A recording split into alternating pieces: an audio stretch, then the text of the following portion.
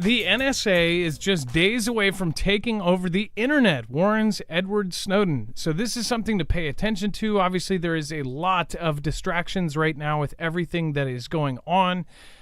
Everyone is talking about the World War III situation that is going on. They're talking about, of course, North Korea. They're talking about Russia and Ukraine. They're talking about China and Taiwan. But nobody's talking about our own freedoms here in the United States. There is a lot of different projects on the table right now as far as losing those freedoms. The United States National Security Agency, the NSA, is only days away from, quote, taking over the internet with a massive expansion of its surveillance powers, according to the NSA whistleblower Edward Snowden. Now, mind you, there's not that huge of a debate in our community, but outside of it, there's people that believe he's either a traitor or that he is a hero. I would definitely say I've spoke my mind on this as far as I was super glad back in 2012 or whenever he came out. I was glad to know that our TVs and all of these things were listening to us. Obviously, it made all of us more paranoid because it's crazy that it was true. That was the hardest part about it. Other countries even found it absolutely nuts. The presidents actually spoke on it and said, so you're saying that you guys can literally access my cell phone in my bedroom, even though I'm the president? It wasn't right. I believe it was the French president back at the time that was pretty pissed off. But again, this is something that they said, oh, we weren't doing, and then they found out with proof that they were doing. So this is the same gentleman that's saying that. Now, saying, basically blowing the whistle or sounding the alarm. In an April 16th post on X, Snowden drew attention to a thread originally posted by Elizabeth Goitein, the co-director of the Liberty and National Security Program at the Brennan Center for Justice, that warned of a new bill that could see the U.S. government's surveillance powers amplified to new levels. It says the bill in question reforms and extends part of the Foreign Intelligence Service Act, or FISA, we've all heard that one, known as Section 702. Currently, the NSA can force internet service providers such as the UGS and Verizon to hand over sensitive data concerning NSA targets. However, Goitein claims that through an innocuous change to the definition of electronic communication surveillance provider in the FISA 702 bill, that the U.S. government could go far beyond its current scope and force nearly every company and individual that provides any internet-related service to assist with NSA surveillance. So not only the big ones, we're talking about anybody that provides that service. Additionally, the people forced to hand over data would be unable to discuss the information provided due to a hefty gag order, penalties, and conditions outlined in the bill, added Goitein. One of the quotes here, if the bill becomes law, any company or individual that provides any service whatsoever will be forced to assist the NSA surveillance as long as they have access to the equipment on which communications are transmitted or stores such as routers, servers, and cell towers. So that's pretty scary alone. Part of the pushback saw the bill's proposed spying powers time frame cut from 5 years to 2 years. So again, they're probably going to say this because this is related to, well, we need to stop the bad guys, right? Again, they are pushing it from 5 years to 2 years. They want this change to be enacted quick. So this is a very, very alarming scope that we're looking through. And again, it is very scary to think that we are losing almost every bit of privacy that we ever even had, even the shreds that we have left right now. We're going to talk about this and, of course, all of the World War III updates in the next hour. So be tuned in. We'll be right back right after this.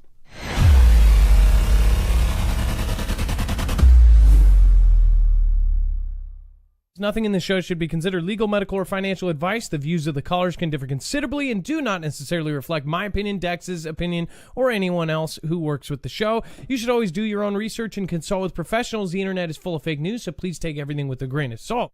If you have not already, it helps us out if you end up going through any of our affiliates, and it helps you out if you end up protecting yourself against cybercrime. NordVPN is one of the best and one of the easiest to use. If you do not have a virtual private network, it protects your IP address, which is your online identity, which actually connects to your real address and everything else. It also connects to you. If you know anything about how they are data logging and basically getting your profiles down, you can prevent that by having a VPN. Nord is, again, one of the easiest. Download it. It's like an on switch and off switch. All you have to do. Go to marfooglenews.com/VPN. Not only will you get a giant discount on this, but you will also be helping us. I appreciate your support, and I appreciate everyone that goes through any of our affiliates. Can't say thank you enough.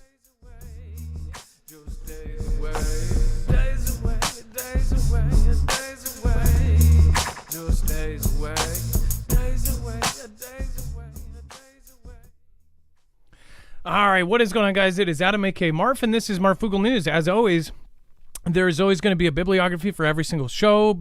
There is a full list of every single article, tweet, video, picture, document over on marfooglenews.com. You can find all of the tweets, any kind of info that we share here is also shared over there and archived for later use. You can actually use the search bar in the upper right. If you remember a former show or an article, you can actually go get that article and then share it with a family member. It's very good for proving to family members that something is indeed going on around us and that they should be prepped. That's how I've used it many times before. I've used our own website to show friends and family crazy things that they had no idea about. So make sure to utilize it. It is there. And then, of course, let's bring in my co-host/internet brother, Dex James. What is going on, and how are you doing today? Well, hello, Adam, and hello, Foogle fam. I'm doing just fine.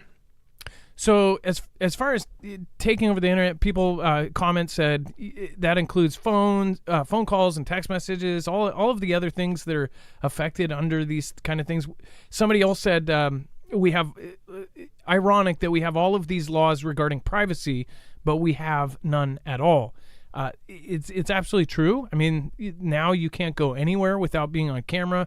Do you remember, Dex, we covered that article? This was like 3 years ago, before a lot of states actually had mandatory cameras put in. But that was before they had some of the crazy draconian cameras put in New York and things like that. But do you remember how it said like the average person is on camera like 160 times a day or something? And now it's even going to be worse. And it's just going to keep growing. And not only that, think about all the cars that have cameras in them. And think about how those, some of those dash cams that are out there that are going to the cloud, that's all data. All of that can all of a sudden become access for somebody like the NSA.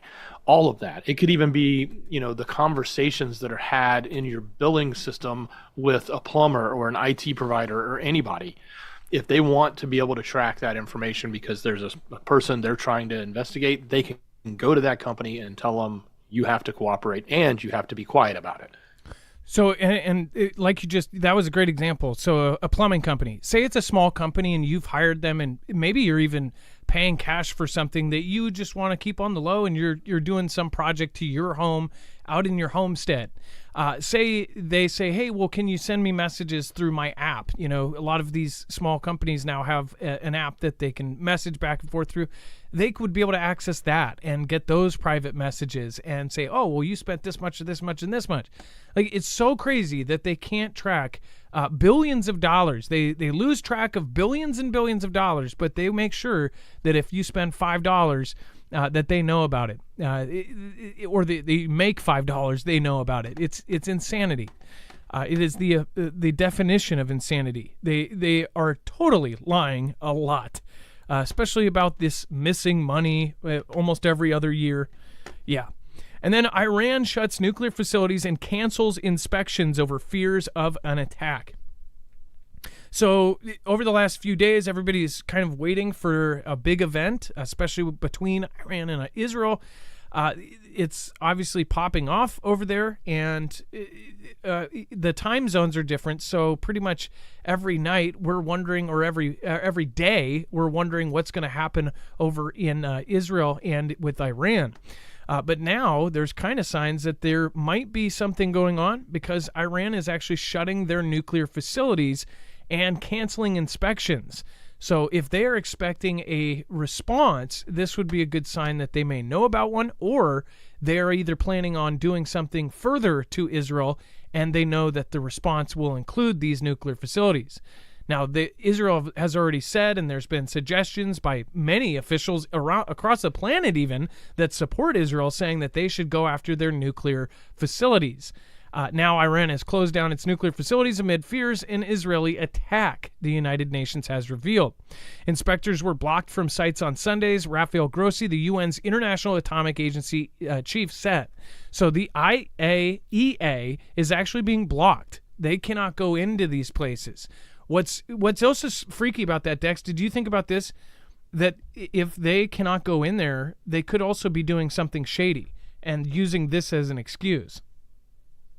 Most certainly, like moving the material or taking and setting up and creating weapons with it, even if they're not full-on nuclear boomers. They could also be creating the dirty style that you just put the stuff in it and let it cause, a reaction in the area, a radiation in the area. Now, can I ask, is anybody else kind of annoyed? For the last 5 or 6 years I've been covering this, I have heard experts have warned Iran is on the, quote, threshold of becoming a nuclear power and could build a bomb in 6 months to a year. Where do they get these dates? Dex, is it me or they have used so many dates it's not even funny? They say, oh, they'll have enough to build this in 12 days from now. They'll have enough in a week. They'll have it in this. They keep changing the time, and it seems like it's just a forever threshold of being able to build a bomb. Whereas others are saying they already have bombs and they're just lying to us. I mean, how can they be on the threshold basically indefinitely? Well, I think the way they do it is it's a headline approach, but I think the reason they phrase it that way is it's based on the time it takes to refine the material, and based on that time, how much they could build up to actually make something. So I think they, at one point were like, well, they could have enough to make one. Well, that's long past. So now it's, can they have, they're months away from being able to create many or make a bigger one. So I think it's all based on that, but there's still not actual, and some of this is based on what the IAEA has to report, but we know that they're probably only going to be able to report what they're allowed to see. We don't know what's not seen. We don't know what's actually hidden there, and we don't know, obviously, what we don't know, and that's the mystery about this, and they're not going to make it public. So, hi, Elia. Nice to see you here. We've got our awesome mods. Make sure to drop an M in the chat for the mods, and make sure to also go check them out on marfooglenews.com/friends. Again, that is available over there as well. No, I agree with you, and other people are saying, yeah, they already have them. As far as the time it takes to make them, there's so many different people that have said different things on that same note. There are now definitely some fringe people saying, hey, they already have them. They've had them for a very, very long time. Could that be the case? A lot of other people are saying that this is an op, like something is going on with this. One thing, somebody says, fears of a WMD. Think about that. Once you say, oh, well, there's WMDs, where have we seen that before? Do you remember? I remember seeing it. It was constant. It was, we have to go in there. We have to find the WMDs. Well, we're close. Oh, yeah. Well, it's right around the corner. We went to where else, but they already moved it. We almost found it, but it wasn't there. And remember that conflict? I think it lasted, 20 years. 20 years. So is this the beginning of the chatter to where now they need to go in because there's WMDs and this puts all of us at threat? That is what some are wondering. I don't know if that's the case, and I wouldn't say go down any road without really putting a grain of salt on everything, but you may be right. WMDs, like, are they going to use that as an excuse to go in? What I have heard for decades now is that the country is on a list of countries that the U.S. and other countries would love to change out regimes and own or run. Even if they don't say it publicly, it would be really nice if some guy named Chad was actually in the Ayatollah's office and actually the one pulling the strings. But again, we'll see. So what do you guys think? Let me know in the comments down below. And then Iran threatens to attack Israel with weapons it has not used before as it gets military support from Russia. Now, on the other side of this, for countries that are covering it from a pro-Iran perspective, they are actually covering this as, well, they're actually being polite. They're doing everything by the rules. That even these groups, they are doing things by the book and all of this. Nobody really knows exactly what's really happening, because obviously media has been lying to us for a very, very long time. It doesn't matter what side of the media it is. But we kind of have to go with our gut on what is happening and what may happen next. As far as them using a weapon that they haven't used before, what could that be? Are they literally telling us that they're about to use some horrible weapon that's banned across the world? Or are they telling us that they're going to be using something really big? Are they telling us they're going to use the nukes they don't have? And the timing of this is pretty crazy. They're saying that they're going to use a weapon that they have not used before. At the same time, the inspectors can't go into the nuclear facilities right now. They're shutting it down. So Iran is reportedly getting a terrifying arsenal from Russia. So this could include anti-aircraft launchers and fighter jets, and it is threatening to fire weapons it has never used before in a severe, extensive, and painful response to the slightest action by Israel. Amoui, a spokesperson for the Iranian Parliament's National Security Committee, told a local news station Monday that the Islamic Republic will confront any Israeli aggression and respond to it. It says, we are ready to use weapons that we have not used before. Dex, what do you think the weapons will be? It's some sort of faster missile, hypersonic? Yes, absolutely. My opinion is hypersonic. They say they possess a Fatah. That was the name of it. We've covered it a few times. They said they've test fired it. I could just easily assume that they got the technology from Russia, again, going hand in hand with the fact that they say that Russia is supplying them with this stuff. That, according to their information that they put out, they said it could actually reach Israel in as little as 7 minutes. So that's super fast. And the question is, will the dome be able to handle that speed? That's never been done before. And I think that would be the ultimate test, and probably the most likely scenario given what they're saying. That's what I think. It seems like the test, when they launched 360, the drones and the missiles, they were testing on what was actually taken down. How did they take it down? And I thought that interview it so bothered me that the interview of that guy that went viral all over X, of him saying, oh yeah, well, they basically used up all their stuff last night.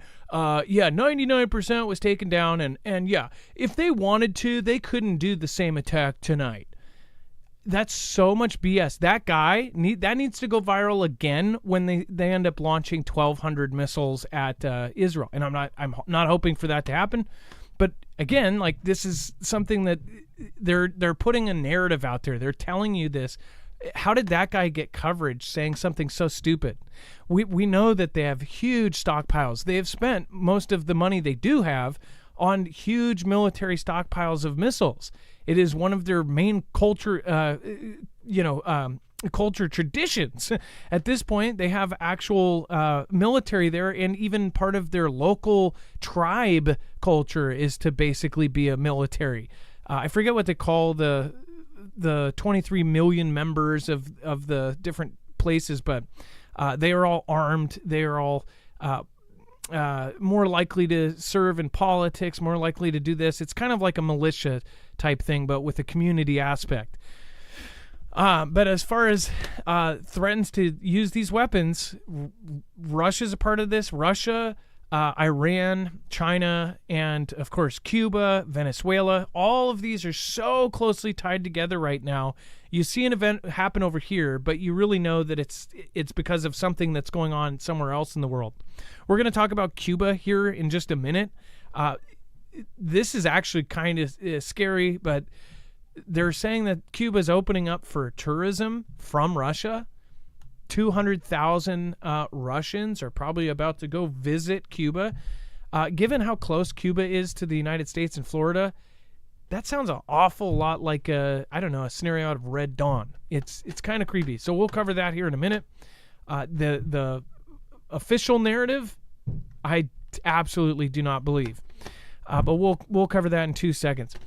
Before we move on, make sure to go check out EMP Shield. As far as the weapons that are getting given to other countries, that includes a super EMP weapon that not only Russia has given to North Korea, but now we believe that they've given hypersonics and may even given them better EMPs than what Iran already has. If you want to protect your vehicles and keep them running, this is a device that we recommend. This is an affiliate, so not only are you getting a discount on it, but you're also helping our channel out at the same time as protecting yourself. It's not just giving us a donation or something like that. You're actually getting a device that can protect you and be infrastructure to protect your cars, trucks, motorcycles, boats, generators, which are extremely important to protect, and your home. Once wired into your home, it can protect everything within 250 linear feet of where it is wired in. So that's most size houses. That means your devices and your appliances and everything plugged in, you don't have to put them in a Faraday cage. You don't have to put a Faraday cage around your entire house. You just get one of these wired in. It will ground the signal in less than 500 trillionths of a second before it's able to fry your devices, your car, your generators, your ham radios, or your scooters, whatever you end up putting these on. Go to marfooglenews.com/EMP. Make sure to use the code MARF. You'll get $50 off per device, and that's grandfathered in on top of all of their sales. So whatever sale may be going on, that also stacks. So don't forget that code. It's very, very useful. It also protects against solar events, which that is all going nuts right now too. Some even suspect that some of all of the crazy outages, all of the internet outages, the cell phone outages, that maybe they're actually not telling us fully about how bad the sun is being right now. But we are in solar cycle 25, which for decades has now been predicted as a very insanely unpredictable solar cycle, and quite possibly, if one theory is correct, it could be one of the worst. So go check that out. It will protect you, and you can be at ease knowing you can get home to your family or get out to bug out. And then Iranians on edge as leaders say that Tel Aviv is our battleground. Dex, do you want to go over why they're getting nervous? Well, obviously they're on edge, just like Israel was for many days while they were waiting on the response. They're now waiting on the response to the response. But the leadership there is putting out the words to the rest of the country that says, look, Tel Aviv is, and this is the quote, it is our battleground. That's where they're going to fight the conflict, so to speak. So, that continues to fan the flames. It continues to make clear where the targets are and make clear. And by the way, that particular location in Israel is where the IDF is based. As well as other locations will be targeted, but that seems to be the main one because that's who they're after, is the military there. So that continues to be the big, I guess, target, but it also, everybody's just waiting, like what's going to happen. Like we said last night, it wasn't going to be last night because by the time we came on, it was already, past the dark hours that you would normally launch. And then again tonight, it hasn't happened. So that's 2 nights now. It could be tomorrow. It could be another couple days. We don't know how long they're waiting for, or if they'll do anything.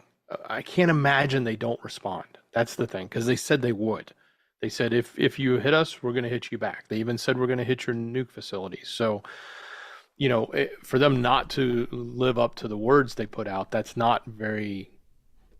That's not normal for Israel. And they've already met. They've already gone over their plans. They've already said they're going to do a response. They just haven't said. And they've even said that the response they're going to do, they expect to end it. They expect to actually end.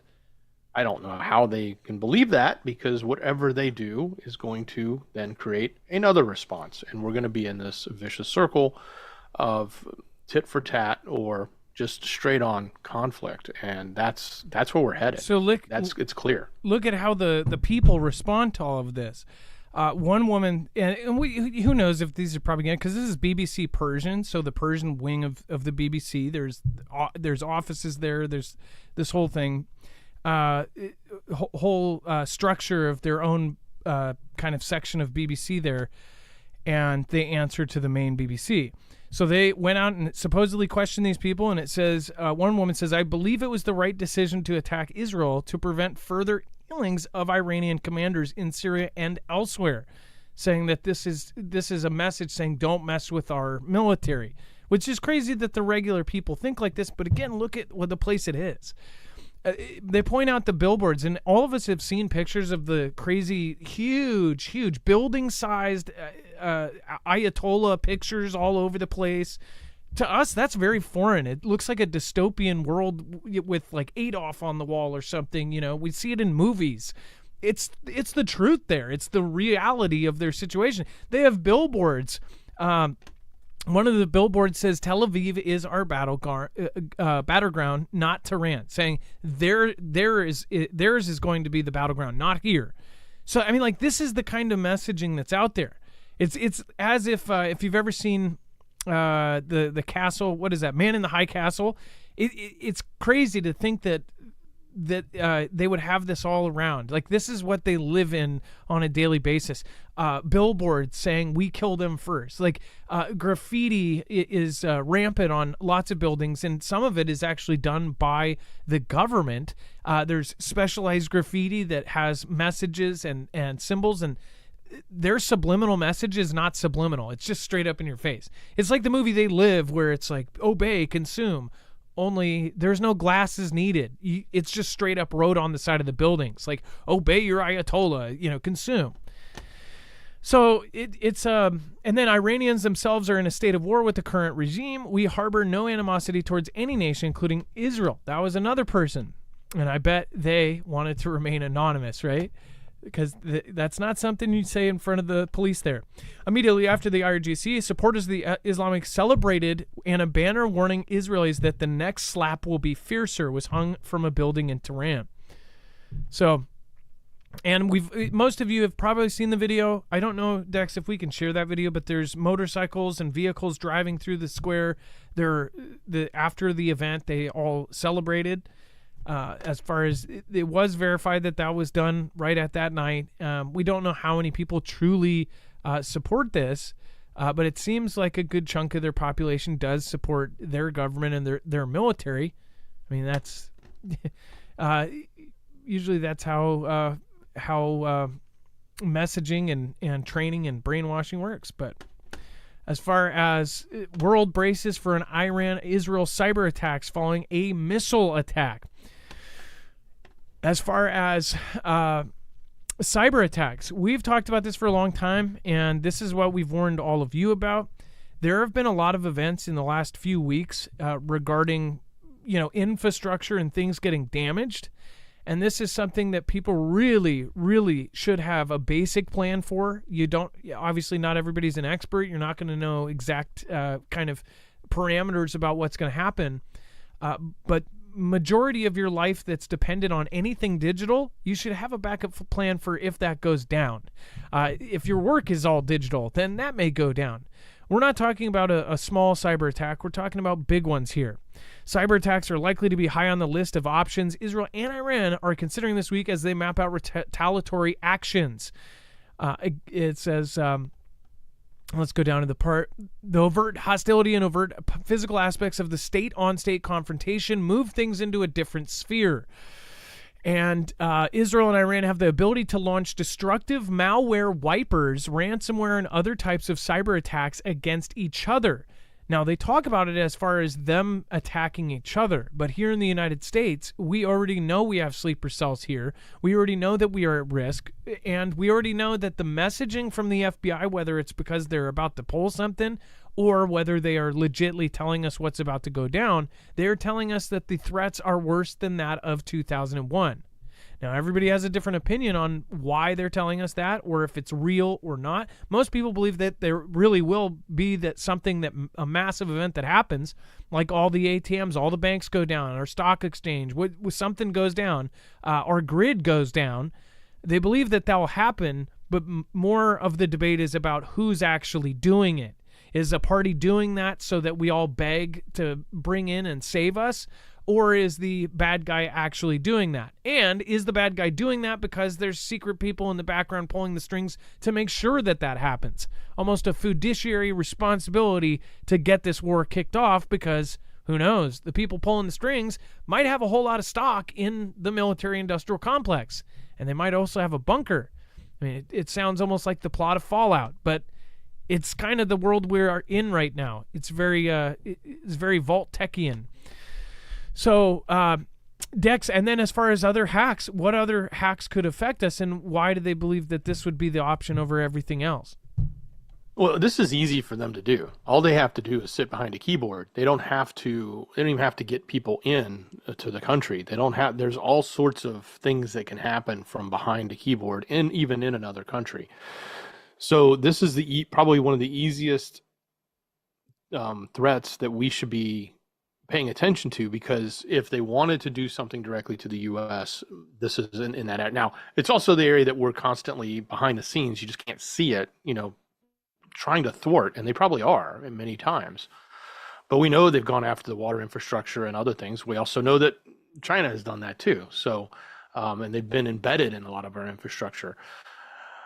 But I think it would not surprise me at all if we don't see some more of those attacks that have happened in the past come forward to today's time, given the state that we're in, supporting Israel against them. They could easily just, have a team of hackers come over or not even come over, but work on, any number of things in our country. So, and we may not even know it. We may not admit it. We may see these things happen. We've seen lots of events that have happened in the past, whether it be major outages at telco companies, or other types of events that they tell us, it's not really an event. Just, go look the other way. Somebody misconfigured a router, right? That's a lot of times that could actually have been something, and they don't want to draw attention to it. They want to keep it out of the public eye so that they can further investigate it, or maybe even set up another, trap or something. But nonetheless, I think that's happening. It's going to happen. And this guy's spot on for calling the easy button was unplugged, so they ended up making a boo-boo, and all of the AT&T went out, right? Or they updated things, or there was a cyber glitch with the stock exchange, or those planes almost hit each other because of some sort of update. Like, come on. The gas pipelines stopped working because somebody ate too many sandwiches. I don't know. I'm just waiting for the absurdity to go up. And then Iran linked website it leaks secret Israeli data. Dex, what data was actually leaked, and why is it important? Well, we don't know yet, but we do know that they have been claiming over the last month or so that they have captured a lot of this data, and they're going to be putting it out. What this is the announcement saying they have now established a website. So a new website is going to provide a platform for the hackers to actually share all of the information that's been stolen from their systems, including defense ministry and other information. So that's the announcement that came out. There's no more details. There's really not a lot of extra insight here, other than this website's been created, and now we're going to kind of watch and see, do they actually put stuff up? So it's a group of international hackers focused on attacking Israel and their organizations. Launched this in early April. It's a new website dedicated to publishing the leaks of a series of breaches that were carried out against the sensitive databases in the website in the recent months. So not only what they've already got, but potentially even if they capture more data, they'll be putting it out. So I was waiting to see what it is. I was talking to somebody last week, and they essentially said that they didn't care. There was a major leak that a lot of people's passwords were leaked, and they were commenting on how their bank app basically said that one of their passwords was leaked, and it gave them a warning. And they said, well, I don't really care. And if something does happen, there's insurance for that, this and this and that. And I don't really care if they know what my online habits are. And just down the line, they said, I don't care about this. I don't care about that. Hey, who cares? It's the same mentality as when Edward Snowden came out and said all of this stuff was going on, and that they had your access to your cameras and your audio and all of that. I heard so many people, and it's like the most common response. Well, if they want to watch me naked in my house, go ahead. I'm a 60-year-old man. Like, if they want to watch me walking around my house naked, go ahead. Fine. It's their loss, right? But the things that they can do with this data now, especially with how technology is advancing, this is a very concerning and scary thing, what they can do with actual data. We understand that TikTok is an incredibly powerful tool, But we're talking about real things that are in sci-fi, like brainwashing and actual subliminal messages and things like that. But not only that, we're talking about brain control. We're talking about mind control. That sounds absolutely crazy. You think, oh, where's the tinfoil hat? It's no longer theoretical. They can do things with information, with actual information. They can do things with your profiles, which they say China has a book bigger than the NSA on each one of us. And by us, I mean the United States citizens. Every one of us, there is a file on us in the CP that has a bigger, thicker file than our own NSA does. That's terrifying to me. Especially knowing what they've been caught doing, knowing the experiments that they're doing, knowing the technology they're striving for, knowing for the satellites they're trying to put up, knowing for the energy weapons that they're creating, knowing the actual aerosols that could be released type of thing that could literally stop you from moving or make you susceptible to any words or certain words. We're talking about things that are so advanced that people just can't wrap their heads around it. Think about getting hit with a dart, like a dart weapon, like out of the movies, like. But imagine that then delivering something that stops you from being able to talk. And the only person that has the key to allow you to talk again is somebody in China. Like, that is insane. And think about all the delivery systems of how to get things into our bodies that could be out there. When you're talking about digital things and our information leaking, there is no privacy. We know that.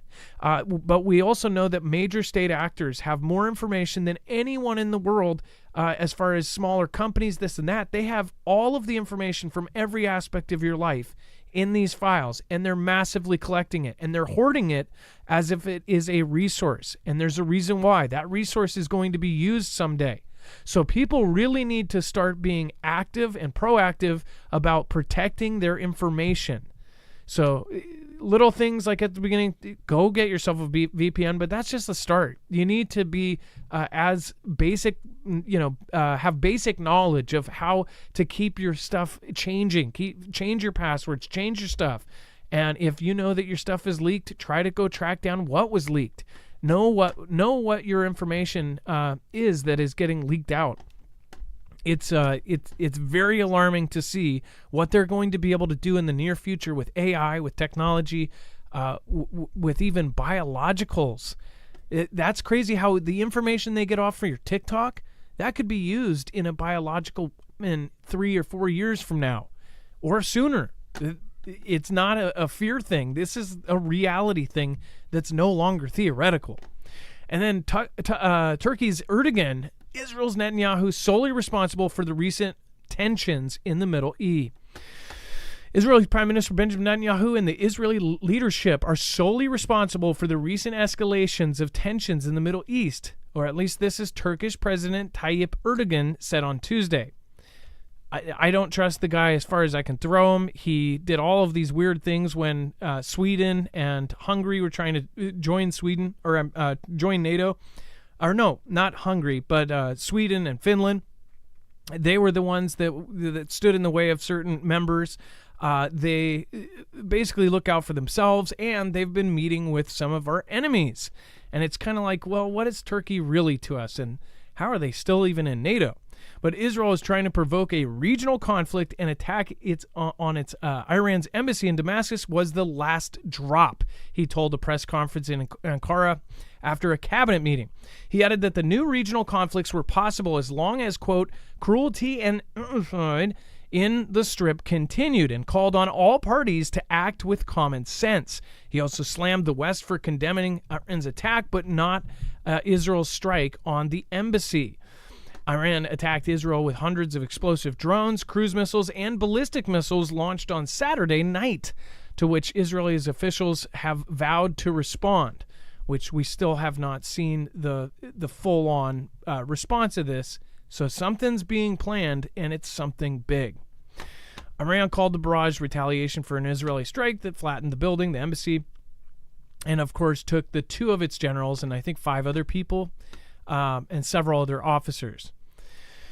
And then we have France. Macron admits Olympics opening ceremony could be limited due to the security risk amid fears of IS IS attacks across Europe. Are you kidding me right now? So with all of the chatter that's going on right now, Europe is also, you guys are going to go through the same thing. If you're watching from Europe, I foresee in the future, just like this Bishop thing that happened the other day, the stuff that happened in Australia, the mall event, there's going to be more of these limited, smaller events. But that's not what many people are afraid of. They're afraid of bigger, more coordinated events.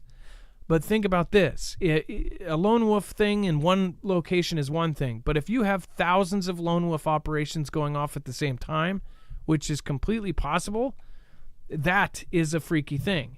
And it's very, very disgusting if you even have a thought of some of this being somewhat orchestrated. That's really, really depressing to think about.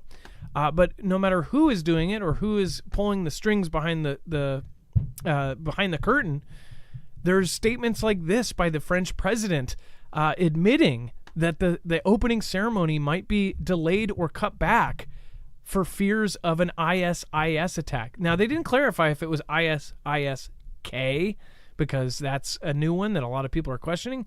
But he revealed today that the sporting celebration might be shifted from the River Seine to the National Stadium following the called slew of vile threats.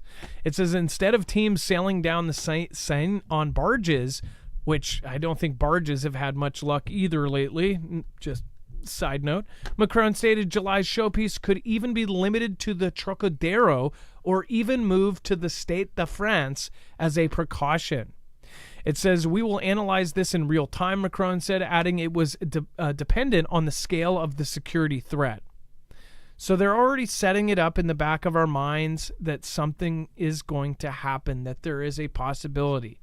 Whether you believe it or not, I wouldn't be afraid of it, but I would say don't be surprised if something happens, and I'm sure many of you won't be because it's being trained in your brain that something big is happening. The move follows threats by ISIS against Champions League match held in London, Madrid, and Paris last week. What people like myself fear is that a huge event goes off, thousands and thousands affected. Some 2001 type event happens like this and then really pops things off. It's such a horrible event that absolutely everyone can agree. Everyone's red in the eyes. They say, we need to go to war. We need to do this right now. We can never let anything like this happen.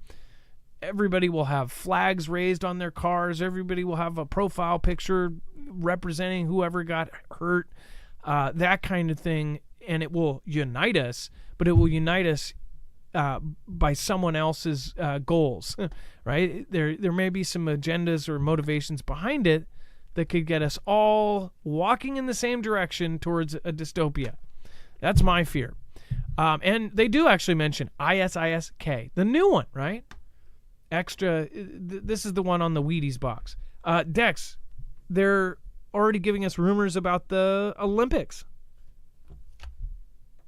Yeah, they certainly are. And the fact that they're saying these T organizations are going to, potentially target that as well as the rest of Europe, it's the same thing that we're dealing with here, or we should be paying attention to here, is that as this develops in the Middle East, those tentacles that are out there are part of their war machine, and it's part of what will happen. So obviously he says there are plan Bs and plan Cs. So he's already telling you that the Olympics are most likely going to be different than they normally are, and this is directly related. How often do they actually change the Olympics because of a T threat? There's been T threats at almost every event. Most smaller, most they say, oh, well, it didn't have much teeth to it. So either there are teeth to these rumors and to these threats, or they are acting like there are teeth to these threats. Either way, this is kind of rare as far as them actually doing anything about it. And we'll see come the Olympics what ends up happening. But it is 2024, and we're about to see the French Olympics and see what's going to go down with that. What do you guys think? Let me know in the comments down below. And then thank you, Neil Nelson. I appreciate your support. Thank you, Wages World. Thank you guys. Thank you and Dex and my mod family. for all the hard work, which it could be more. Thank you. Thank you. Wish it could be more. Thank you, Wages. You'd never have to do that. You know that, dude. Thank you. I love you. And you guys have to check out Wages World. We shout you out night after night, whether you do it or not. He's covering all the solar events, which, again, is going nuts right now. So definitely want to have that on a list of channels that you have to subscribe to. Carlton Sutton, thank you so much. Make sure to go check out Wages again over on marfooglenews.com/friends. Carl Sutton, thank you. Donald Massey, thank you. Chanel Bevaliqua, thank you for supporting Independent. Thank you, everybody, this week for supporting. Really appreciate you guys. Thank you so much for helping us. And again, this year has been crazy rough. So thank you. But most of all, please share our stuff out with a family or friend member that hasn't seen our show yet.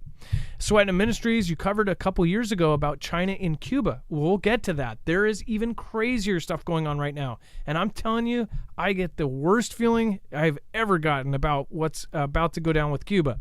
Cameras watching everyone, but behind the doors of the White House and Joe, blow from Kokomo.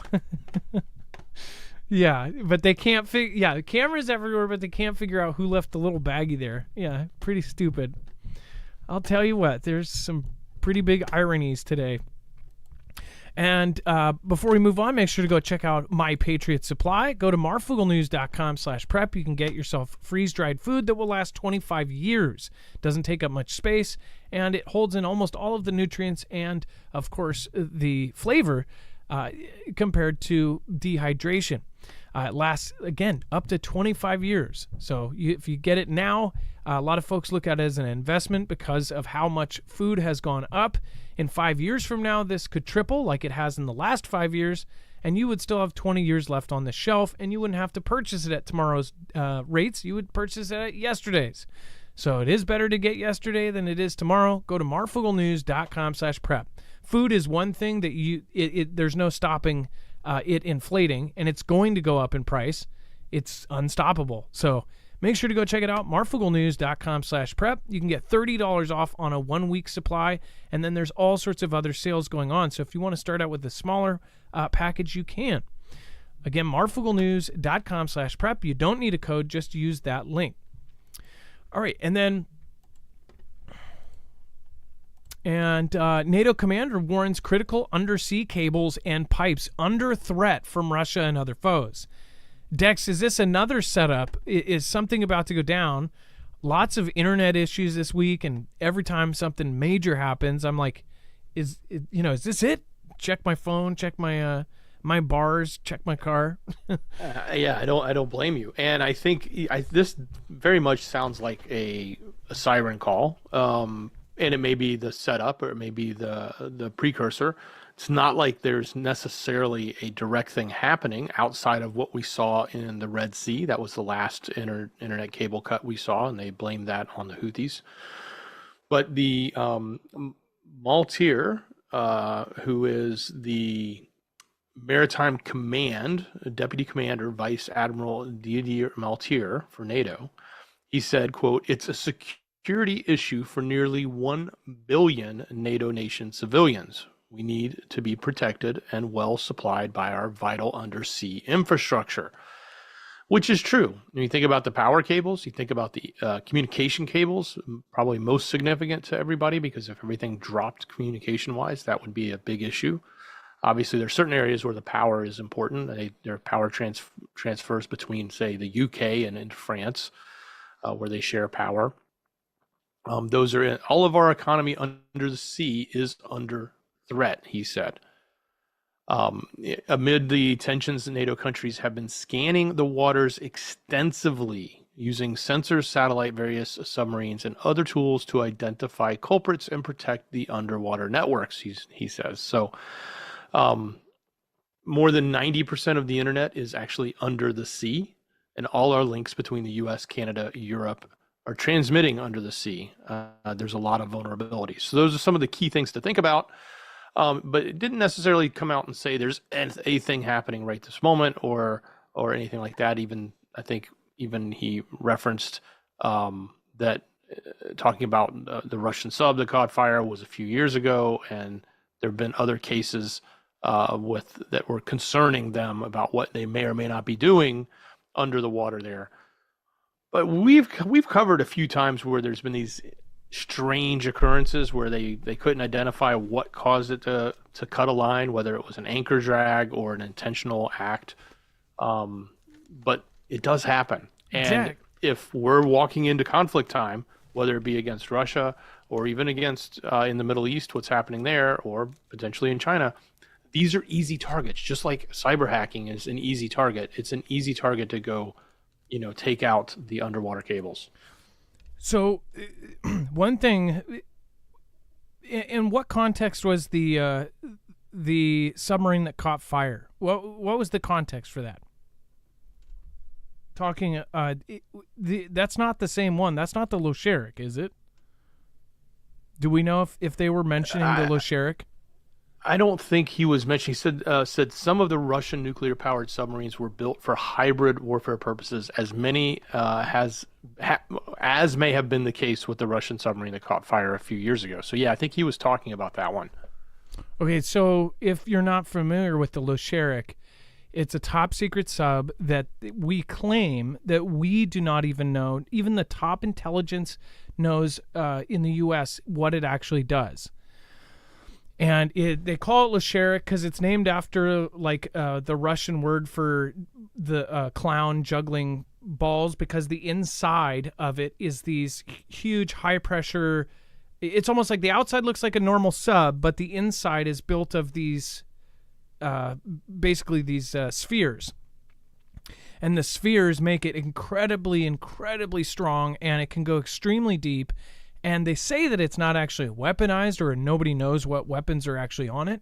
But when that caught fire, 17 sailors perished, Russian sailors. Now that day, there were, when this happened, Mike Pence was actually on a plane somewhere. They say that he turned around. Then they said he was never on the plane. He never made it on the plane. But so say the first story they gave, as this was happening that morning, I remember I was downtown Seattle thinking we just went to World War III. Mike Pence turned around on his plane, this is what we were told, and went back to the White House. In UK, they did a Cobra meeting. In Russia, they did a Ministry of Defense meeting. Like, these are emergency meetings where all of these politicians just all of a sudden went down. And then supposedly there was a meeting in the Situation Room. Like, everybody went down to the bunker and they talked about what was going on. Because this was a very scary instance. And you that have been following me for years, remember, this is super shady. The reason why it even got shadier is they say that they recovered the submarine. They say the 17 sailors perished. And when at their funeral, an official came out and talked to their families, told their families at their funeral that these men died avoiding and protecting and preventing a catastrophic catastrophe. Or no, it was a global, what was it? A catastrophe? It was a global catastrophic catastrophe. A global catastrophic catastrophe, something. It was basically, it was they died saving the world. Okay, and it was very creepy why they said that, because how would this one little submarine, even if it was nuclear powered, how would this stop a global catastrophe? And it makes you wonder, was it because there was a nuke launched or something was going on and people were right at the edge of launching nukes at each other? Was it because they were about to plant a bomb at the bottom of a fault line or something? What happened? Some thought that they actually got in an attack and a back and forth with another submarine and somebody stopped them. It definitely very creepy. So I'm just surprised it's being mentioned right now. And does that give us some context?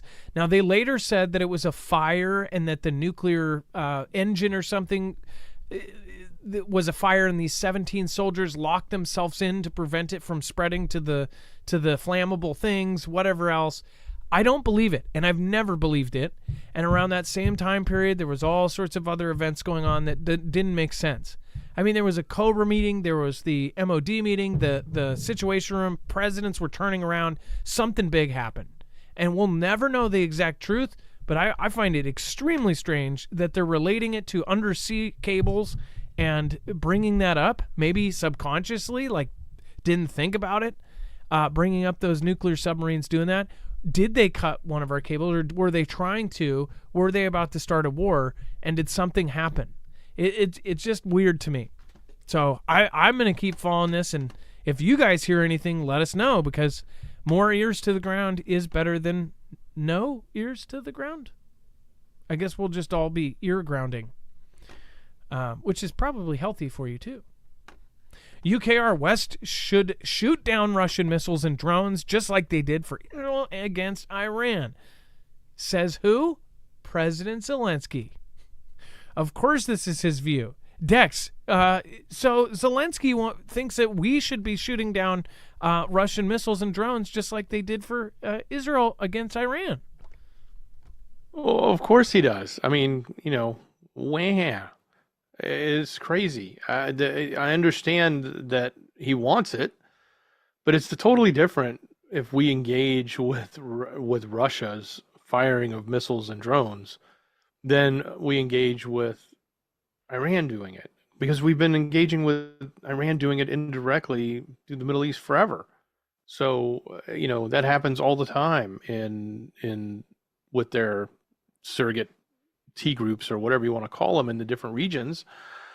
It's not that different. And it's also Iran. It's not like they're going to, potentially go to full on conflict against the US, where Russia, on the other hand, could. Russia actually has, nukes and a lot more power than somebody like that. So yeah, I totally get why we don't, because we don't want to turn or open the door, so to speak, to a full-on conflict with NATO. So surprising.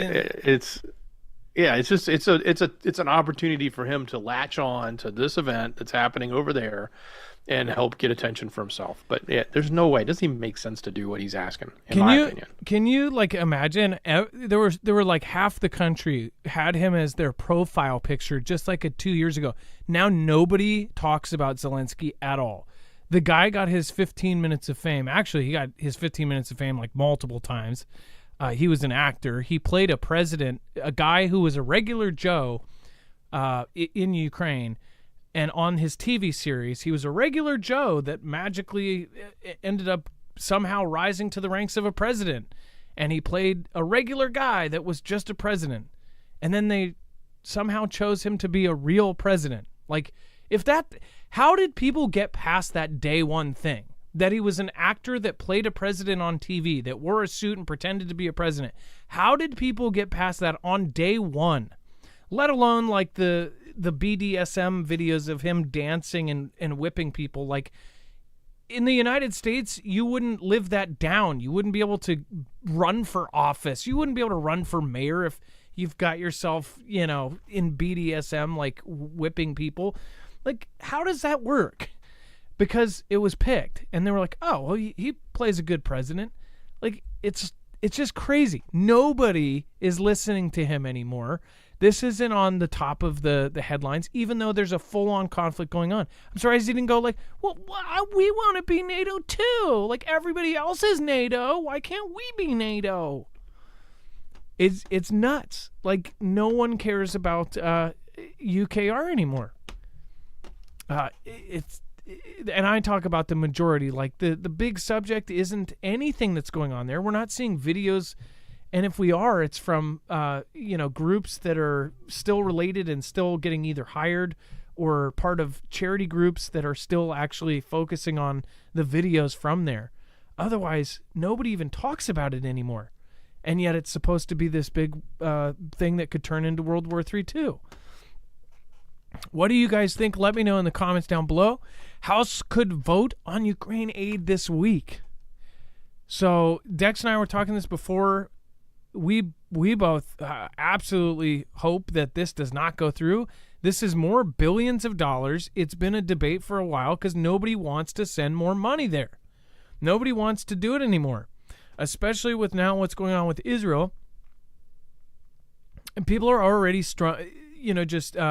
completely tired of this. Everybody is just at their wits' end with money going out.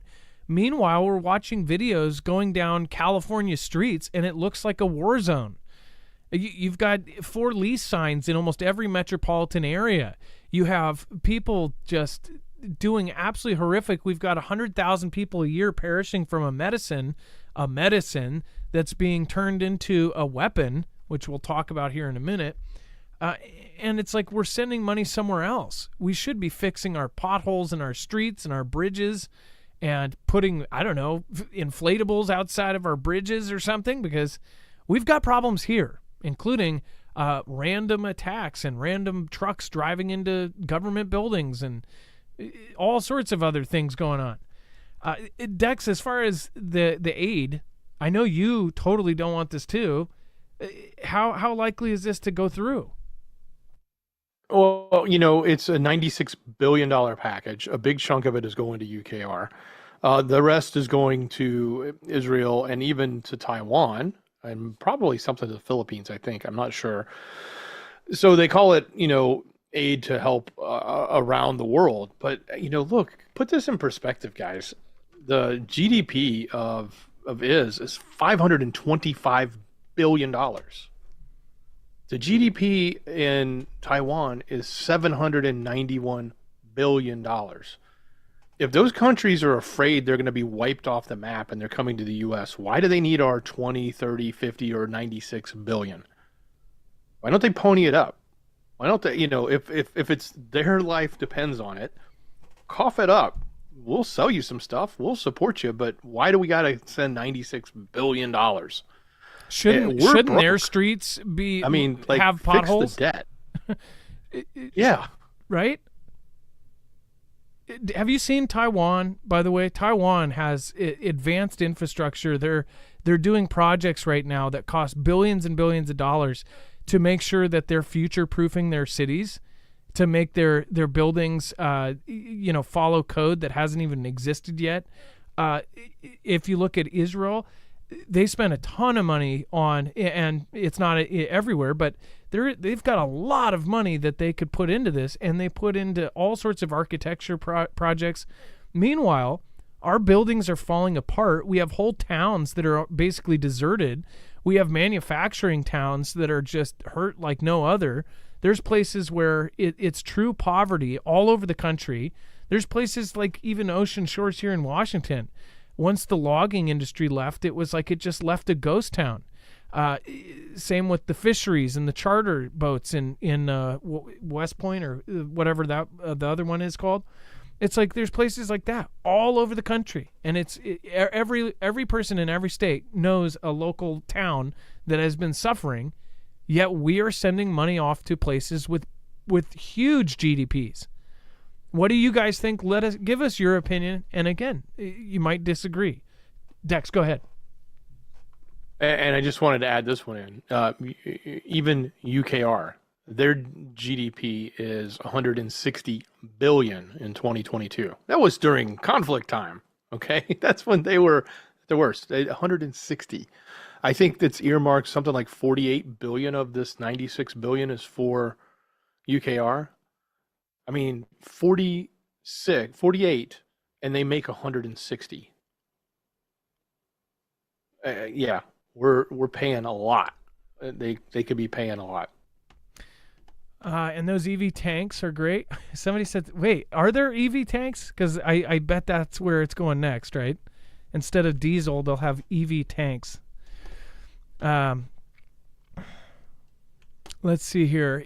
Per person makes more than Americans, yet we send billions. No way. Did you hear that? Israel per person makes more than Americans, yet we send billions. Yeah, that's not fun. Let's see here. We have poverty in the U.S., thus cower down to Putin and allow him to take what he wants. Will he stop at taking Ukraine? EV tanks. Yeah, I bet. Hey, I bet you that at those conferences, at those tech conferences, I bet they already have them. I bet that's already been one of their displays. I haven't watched.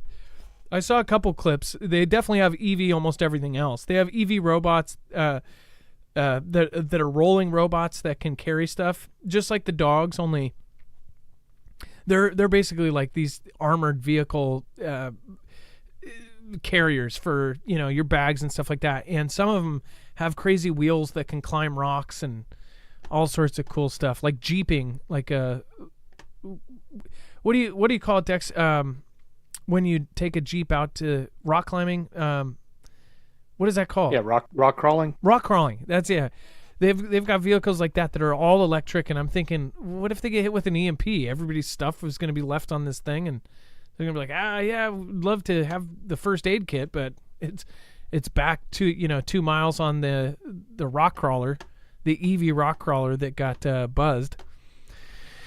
And then Tammy Lee, Randy Man, is here. Let's see. We've got all sorts of folks here. Where are you from? Just a general state or province. Immediately find some Foogle fam in your area. DFW Jackie, yes, one reason for leaving. J-Girl, that's me. What's going on? We've got Gypsy Taylor. We've got Magnetic Pole Reversal 12,000 Years Cycle 2048. I will tell you what, we found out something. I have a good close friend in we are talking to right now, and it is really insane. I've known him since he's 16, but he is covering some of the scariest stuff, and it's not what you think it is. It is regarding the ocean, the reefs, the fish, the animals, possible effects of our world, and it has nothing to do with what you think it is. It's not involving anything getting hotter. It's involving something closer to what that person just said, or something is going on. We're talking about crazy stuff. Robert Caniff, Florida, yes. Yeah, there's some crazy stuff going on. We've got an insider on that, and it is terrifying. The ecosystem of if you've ever had one of those contained ecosystems in a glass ball, let's just say if the Earth is one of those, there's a good chunk of it that's rotting away, and there's absolute proof of it. And we will show you that at some point in the future. It is nuts, and there's absolute proof. And our friend is ahead of the people that are supposed to be in charge of that. A terrarium, yes, that's exactly it. That was the word I was looking for. But yeah, so just hang tight on that. And once you see it, I think you will all of a sudden care about what's going on, because it's not something that everybody's talking about, but it should be, because if it spreads, it could be apocalyptic, and it's totally off the radar. I wasn't thinking about it until just recently, so it's really crazy. But we have talked about things like the insect, the windshield theory, and things like that. There's a lot of things going on Earth, and I think they're changing the narrative and spinning it how they want to. And then China pushing U.S. the Fenny. Okay, we got to be careful and this is another thing. Why is this medicine, why is there so much restrictions on even talking about this? That should be a huge question. But the Fen, as we'll call it, 10 and all, get this. So Xi and his country are going to start giving bonuses. It says the CCP has subsidized manufacturing and export of materials used to make the Fen and other synthetic drugs, according to a new House report. The bipartisan report found that under the leadership of the People's Republic of China, gives tax rebates and grants to companies that make certain Fen and synthetic precursors used by traffickers as long as they are sold outside of China. Do you understand this? They are giving tax rebates, and they are literally giving money back and benefits as long as they sell the stuff outside of their country. This is like the medical TikTok. Like, oh, no, we don't want it here, but we'll give you a rebate. We'll even give you money back if you put it somewhere else. Specifically, the majority of this is going to Europe and going to the United States. The majority here. This is taking 100,000 people a year. This has completely eclipsed Do you remember back in the day when people used to be on like heroin and things like that? That's virtually disappeared overnight. Everyone that is on the streets, that's the zombies and that are completely knocked out on the sidewalks and it looks like an apocalypse, those folks are on this. It has now taken over every metropolitan city. If you go downtown Seattle, it's horrid. It's insane. And I feel for the homeless. I've had homeless in my family. I've been homeless. But this is a different kind of thing. This is something that once this stuff grabs a person, it's never letting go. And they've said that about other stuff, but this is 1,000 times stronger than the other stuff. This stuff is so damn scary. It's incredible. It is a weapon. And they're giving tax rebates if they do it here rather than there. Dex, you made a good analogy. Can you give that analogy again? It's a great... Yeah. Imagine they had some secret high-powered weapon that could fire 100,000 rounds mysteriously into the air, and those rounds would come down and strike people in the U.S. and take them out. And 100,000 people were taken out. Wouldn't we be like up in arms? We'd be like, hey, that's a conflict. Like, what's going on? They just fired upon the U.S. citizens and took them out. It's no different. It's no different what they're doing here. When you look at the numbers, the staggering numbers of people that are perishing over this, this is a different form of conflict. You know, gone are the days of lining up the cavalry on each end of the battlefield and going. It's all about cyber. It's all about electronic. It's all about, bio and what are they doing on a bio level. And this is very much a bio level. It's not necessarily the same that we talk about the extreme bio side, but this is easy. They're like, hey, we can pump this stuff over there and we can just completely devastate their population. And they're doing it. James Damron on X said bio bullets. Exactly. It's 100%. Look at what is happening. And I'm pretty sure most of you probably know somebody, at least know somebody that is related to or is dealing with somebody who's dealing with this. It's really scary stuff. One of my good friends of 30 years, their brother, it's constantly a thing. It's been almost a weekly thing where somebody is going to help the person. He has lost the use of his right leg. He no longer can walk. He has a hip replacement, and he actually could have, he's a younger guy too. He could have got it fixed, but he couldn't get it fixed because he couldn't stop doing the thing he's doing. And all he had to do was, I think, get off of it for 5 days so he could get the surgery. He couldn't do it because they couldn't do the proper thing. They couldn't put him to sleep or something like that. But he's basically sabotaging himself. He's been not walking for, I think, like 2 or 3 years now. And it's like he could have been fixed 3 years ago and walked normal instead of with crutches or in a wheelchair. It's like that's the kind of thing where they choose wheelchair or death over getting something fixed because they would have to stop this thing. It's horrible. The Lifeboat, great channel over on marfooglenews.com/friends. That's in the kind of all the Foogle Friends list of people. They do a channel talking about it, talking about just recovery in general. I know that there's a lot of people that are affected by it. There's most likely people here that are affected by it. And I'm praying for you, and I'm praying for you to be able to deal with whatever is coming your way. But understand that this came out of nowhere. It was like there was patches and things for cancer patients and stuff like this. This isn't that. They're like taking the stuff off of those and then synthetically making it worse and worse and worse. It is straight up a weapon. That is my opinion. But again, it's crazy what all the metropolitan areas look like. If you're out in the country, you probably know about this and you've probably seen it too.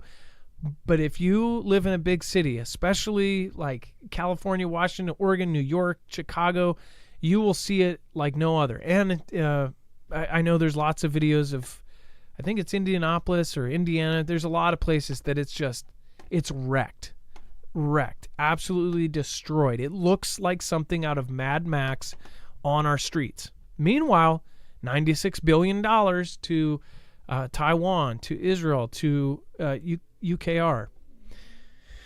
And here is one of the freakiest stories of today. And this, you kind of got to read between the lines here.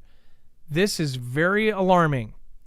So they say Cuba and Russia invades Cuba. Okay, so the island gears up to welcome 200,000 tourists on their doorstep, on our doorstep. So this is absolutely, look at what they're saying. They're saying Cuba will expand its travel routes with Russia in hopes of reawakening tourism from a post-demic slumber.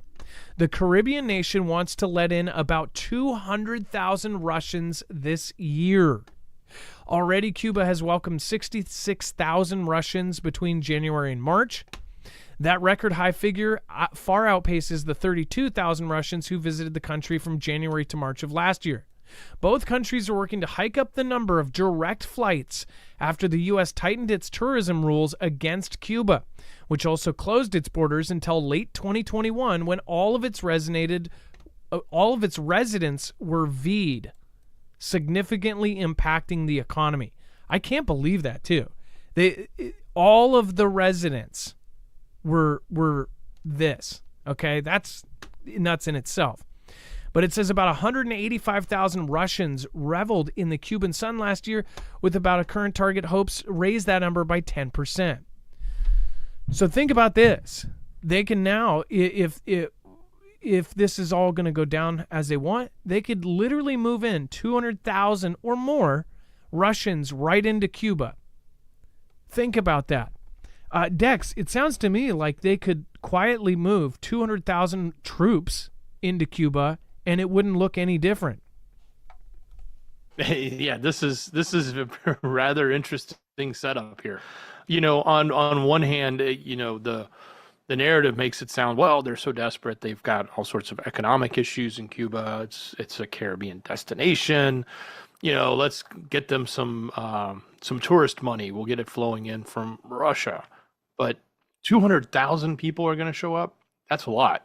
And yeah, it's worth questioning this because that's a significant number. It's a significant shift in the numbers that they've seen in the past that have traveled there from Russia. So could it be used, like you said, could it be used to disguise the fact that they're moving people? And by the way, it's right there off the tip of Miami. It's even closer to the Florida Keys. I mean, it's right there. You know, people float over it in inner tubes. You know, I wouldn't. That's pretty far, but it's still close. It's real close. In case you're geographically challenged, here's Cuba, Havana, Miami. And that's about 220 kilometers. What is it? What is that in miles? Is that that's about 300 miles, or is it more kilometers? Each kilometer is 1.6 or something miles. Is that right? Am I completely off? 200 kilometers. What would that be in miles? Or is that less miles? So it is about... I think the stat is the nearest points are 90 miles. 90 miles away. That's insane. Yeah, so... I'm going to assume that's the Florida Keys, by the way. But still, nonetheless, it's the U.S. So that's down here. Yeah. Okay, well, still. That's, even by boat, that is super, super close. At most, what, an hour and a half away. And that's by slow means, right? They say that down from... What place was that where they say that it was... I think it was Brazil, or... What was it? Venezuela. They said that a jet could get to Florida in 30 minutes or something. Back when they were worried about them shipping things to Venezuela. That Iran was moving boats and moving military gear there. And then they're building that strange bridge. I do want to remind you too, down here, Panama. Nobody knows who's funding it, but they're building a bridge. This is how most of the people that are coming through the south border, how they're traveling. They're traveling all the way through this. Down here in Panama, the Darien Gap, They are building a bridge, a column big enough for tanks, and nobody knows who's paying for it. It's in the middle of nowhere. It's one of the hardest parts. If you were to get tanks through, there's a few spots that are almost impossible to get through, or you have to do it very slowly. Now they're building something so they can do that. I don't know. The timing on all of this does not feel right. Now, before we move on, make sure to go check out Jace Medical. We picked up Jace because of the huge hack that happened to all of the pharmacies. There was 30,000 pharmacies down nationwide. That hack was very perturbing to a lot of people. Everybody asked us about how they could end up getting backup supplies of medicines. This is a legit way. This is our recommendation. As far as the Jace case, you can get antibiotics and things that are extremely important, especially to survival, if everything was to go down. If SHTF happened, or even a huge event where you're not going to be able to go to the store or to the pharmacy, then the Jace case is great to have. But there's also something that we definitely recommend go look into, which may even be covered, which is Jace Daily. It depends on what medicines, and again, you'll have to go there to learn more. But this is a legit telehealth site that you can get a board-certified doctor, and if you can apply and get into the Jace Daily, you could get a 12-month extended supply of your prescription meds. You can also rotate that into your daily meds. That means you'll always have a year of meds on your important stuff if something goes down. If the power goes off tomorrow and pharmacies aren't going to be open, you'll still have a year of your very important medicines. So if you want to learn about that, go ask about Jace Daily. But to get there, go to marfugglenews.com/Jace, Jase, and make sure to use the code MARF. You can save on things like the Jace case. And again, you can also add things like albuterol and other things that were hard to get over the last 5 years to that Jace case. So go check it out at marfugglenews.com/Jace. It helps us and it helps you. And Dex, let's go over North Korea's producing viruses and bacteria for germ warfare program. Yeah, this has got to be one of the scariest things I've read as of late.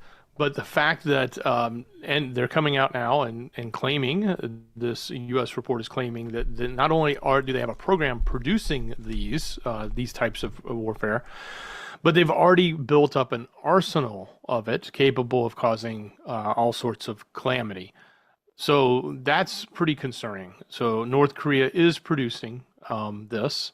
In their latest assessment of Pyongyang's weapons of mass destruction, the U.S. said the mysterious state ruled by the leader Kim Jong-un has developed sprays and poison pens, which can spread deadly diseases. So that's the example they're given, but they've said that these have been designed to spread all sorts of things, from the small to the and all sorts of dangerous stuff, as well as probably new things that they are developing that we don't know anything about. It's very difficult to get information out of that country. So, of all the, we talk quite a bit about the bio warfare stuff that happens in China, the advanced technology, and they certainly have it. They have the capabilities. But when you take that type of capability and you put it in the hands of somebody like Kim, it gets a lot more nerve-wracking to think about what they may or may not do with that, even just to their neighbors in the South, but let alone them or anyone else that goes up against them. They have always said that they will attack and defend themselves. They talk a big game. We've certainly seen that, but it seems like their actions are getting much more in line with getting to the edge or that precipice of actually starting conflict. And I wholeheartedly believe that they are part of the strategy. The strategy is to separate the U.S. into the north and into the south. So into the South China Sea with the Philippines and into the north with North Korea, making it wide open and easy for China to swoop in and take Taiwan. So I think that is the long game, and we'll see that happen here. And if this is one of the routes they go down, that's going to be a pretty scary event. And one of the quotes, the DPRK has the capability to produce biological agents for military purposes and the technical capability to produce bacteria, virus, toxins that could be used as BW agents. It also has the capability to genetically engineer biological products. Now, this is a really important part. Listen to this. This is what we warned you about years ago. This is when we were talking about how the bullet injection, it was something that China was working on, something that, think about this, a tiny bullet that's invisible to the eye, goes and puts in something to you, like I was talking about earlier, that could make you stop talking or stop you in your tracks. No, your brain now does not know how to walk. Think about that. Something that could go through aerosol, go through this. It says it added that Pyongyang probably is capable of weaponizing BW agents with unconventional systems, such as sprayers. So a car spraying down, say they get it into a truck that is spraying for mosquitoes in Florida. Everybody's like, oh, that's weird, but yeah, that happens at once a year. Psh, spray, that kind of thing. Or poison pen devices, which have been deployed by the DPRK for delivery of weapons that could be used covertly to deliver BW agents. Something straight out of like a James Bond film, like that kind of thing. But when you look at it, the scarier thing is if it can be turned into aerosols, if it can be released by plane or drone or something like that. These are things that exist in our world, and we are so lucky that we have not seen some psycho that is straight out of like a Batman Arkham plot line, like Arkham Asylum plot line. This stuff could happen, and luckily we haven't had somebody crazy enough to do something this horrific. And hopefully it never does happen. But you have people that are absolutely religious with their hate for the U.S. and for our allies. Who knows, though? Somebody here may be crazy enough to do that. But hopefully not. Let's see here. Thank you. Sweatna Ministries, I appreciate that. Says there is a sword of judgment coming. Dudeman prophecy coming to pass, says Sweatna Ministry. And then Uncommon News says it's called a chemical weapon of mass destruction. Uncommon News, yeah. And hopefully we never see one. Tagger 916. Hey, Marv and Dex, in your opinion, at what point is it going to take Americans to step up and take back country and say enough is enough? Well, one thing I'll say, Tagger, is that's what everyone's worried about, is that one side of the aisle has not really pushed back at all, and people take that as a weakness.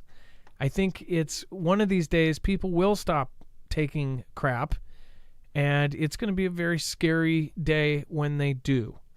But I don't know. And you know what? What you have to admit is that they are very good at programming people to where they don't react and they don't do something. And they're also very good at programming people to react or to make action. Look at certain events where now, recently, there's been some interviews where some stuff is leaked out. There was even a secret video, somebody stating that there's way more agents in different protests and things like that than anybody would have ever thought. Instead of like having a couple people there, they're talking about 20 or 30 agents in a big group of people that are egging things on. Think about that. So the same way could be the opposite, telling people, oh no, we shouldn't do this or that. Depending on what it is, it's like they could spark off anything they want. If they have an agenda or if there's some goal right beyond that where they want it to happen, they could make it happen. But yeah, what you're talking about is a civil conflict. That's the point it would get to. And then Dex, what is your answer to that? Because they asked you too. What is your opinions on what would it take for the people here to step up and take everything back? What would even that look like? I don't even know that we'll get there, because right now the strategy is to keep everybody divided, and if you can keep half of the people divided against the other half, you'll never get anybody to get together and solve a problem. They can get them to solve the problems they want them to solve, like get behind this atrocity or that atrocity, but those are the planned ones. Those are the ones they want. But outside of that, getting anybody to take action against those in power, if they can keep everybody divided, which they've done such a fantastic job of doing for many decades, more so this decade than ever, that'll never happen. You just got to keep half of the people on one side and the other half on the other, and the rulers will sit at the top. Well, and that brings you to the point, like, what would one side have an upheaval? That's kind of, it gets to the point where, like, oh, you're American? What kind of American? Back to the civil conflict type of thing. I mean, it gets pretty crazy when you think about where this could go. Sweat and Ministry, Nicaragua, Cuba are two of the ones mentioned where the America's enemies will come from, the video I wanted you to watch. So I'm glad you put it. Sweatham also said I put it on my community wall on YouTube channel. Sweatham, thank you. That makes it much easier for me to find it. I found a little clips, so I didn't have a full opinion on it. But that, thank you. Thank you for doing that. And Wages, Carlton Sutton, over on D-Live. I do want to give a big thank you to Pocaloco, Skyhouse, Kimbria, CJ7, J-Girl, that's me, Big Fish, and of course, thank you, Andrian, for subscribing. Thank you, Steven, for subscribing. Stealth Mode, thank you again. I appreciate you. It's Vlad Didad. Thank you, Domenico Lavara, Jellyfish Spawn, Trilicit, Neil Nelson, Angelicit, Trilicit's other half. New York, thank you. Kara Fuse, Amarillo, Melanie, Mama of Six, Alan Brooks, Tactical Tracker, and everybody else that made it tonight. Thank you. Thank you so much, Dex, everything you do. Much love. Great job, brother. You guys have a wonderful night. It is now time for the shoutro. It's not an outro. It's not a shout out. It's a shoutro.